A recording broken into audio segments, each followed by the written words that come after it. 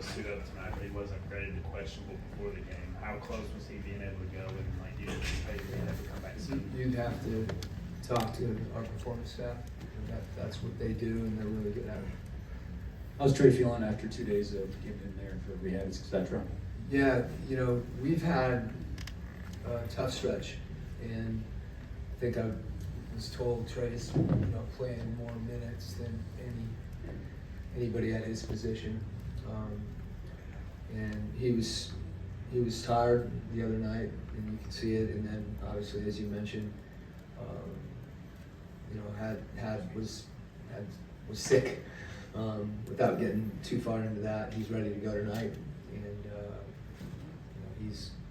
we're asking a lot of him right now with the situation we have with the injury. So glad he's playing and ready to go.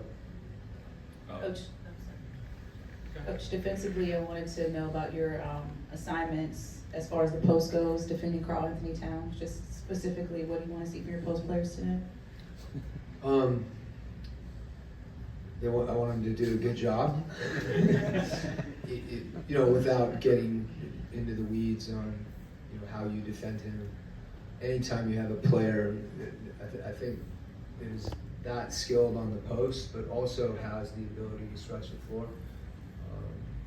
It puts you in a lot of situations defensively that are challenging. So, it's always important not to foul him and allow him to get to the line and score that way. And I think as a general rule, you just do your best to make it difficult. I think that's the most important thing.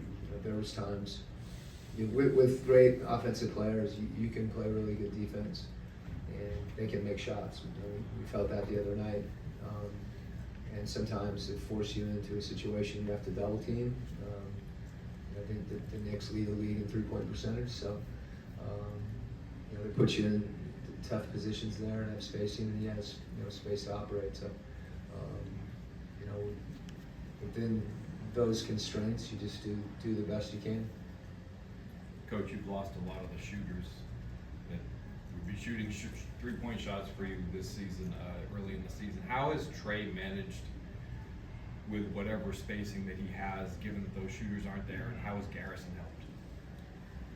Well, I'll take that in reverse order. I think every time that Garrison's, we've called on him and needed him to play, and right now he's playing, heavy minutes, particularly on a relative basis. So, his shooting's really important, and as you mentioned, spacing has always been something that is helpful to Trey, and he's good at finding people in their space. So I think relative to the injuries, there's a lot of things that that we have to adjust to, whether it's shooting or cutting. There's different ways to space, and that's the focal point. And I don't think you can obsess about those things, but certainly you're aware of them and try to adjust to them. So hopefully we'll get some of those guys back sooner than later. Coach, Mikal Bridges joins the Knicks. Just what do you think he brings to a team that already hangs their head on the defensive side of the ball? He's so unique with his versatility defensively, just his length. I think his ability to guard multiple positions at a high level. He's disruptive, and he's also, he's solid too at the same time. There's not a lot of guys that can, that can be as effective as he is just in a one-on-one situation and being aggressive, but also because of his length, able to get deflections and steal the ball. So. And he's a heck of a player, and not just defensively. You guys are top, I think, 10 in terms of pace in the league. Is that what you kind of hope to be the identity of this team this year, or is that more about making it work with the injuries? Yeah, I think I'd like to play even faster with the injuries, to be honest with you. It's a little counterintuitive because the other night we had a lot of guys grabbing their shorts. Keaton Wallace did a terrific job, but he was in camp with the Skyhawks the week before. Some of the guys that have come off the bench and played, they're just really competitive. You point to David Roddy and Garrison and Keaton. Those guys have given us great minutes. And I think getting out and running when you have depth is a little easier, but it's still something that's really important for us to generate offense. To the extent that we can get stops defensively, you know, that can be effective, and you know, higher percentage for us trying to do that than scoring the half court. But we'll see. Not many games, and if we get a roster where we can evaluate that even more. Here you mentioned Trey's minutes and the roster in the midst of playing 5 games in 7 days. How do you manage the rotation, the minutes when you have a plan, but the plan can be thrown out when you're winning late, etc.? How does that balance work? Yeah, I think in Trey's case, we're asking a lot of him, and one of the things that that when he gets tired, I think that is hard for him is his shot selection, and we just have to be really disciplined in those situations collectively, because it gets really hard to defend because those things kind of compound themselves. Everybody's got to be ready to go is really what it comes down to. It's harder. We still try to, you try to plan rotations and matchups and things like that on the front end, but invariably during the course of the game, if you don't have as many players, it's harder to run, it's harder to defend, but that's not impossible, and as I said, I think some of the guys that are playing more minutes, they're a little banged up themselves. That's one of the things you worry about a little bit is your roster gets depleted, that the guys that are playing more minutes, they need to make sure they're taking care of themselves as well. Coach, this morning, Zach had spoke about how pleased he was with the confidence that you instilled with him, how confident you are in his game. It's good to hear. It's true.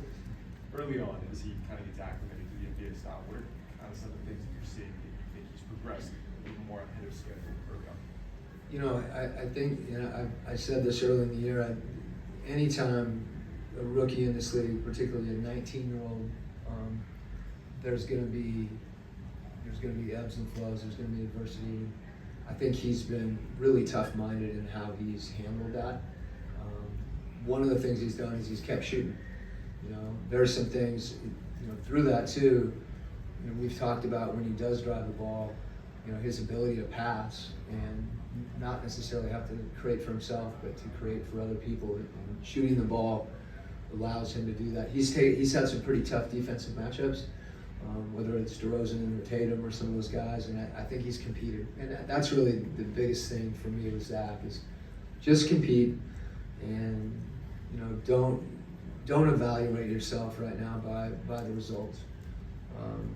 Particularly the box one, and to the extent that we can help him with that, and he understands that, then the work ethic and the passion for the game, and so I've been happy with the fact that none of those things have been impacted. At least there's always a little bit of impact, but I think he's still been a competitor, and his confidence is there, and he just needs to keep playing. Thank you.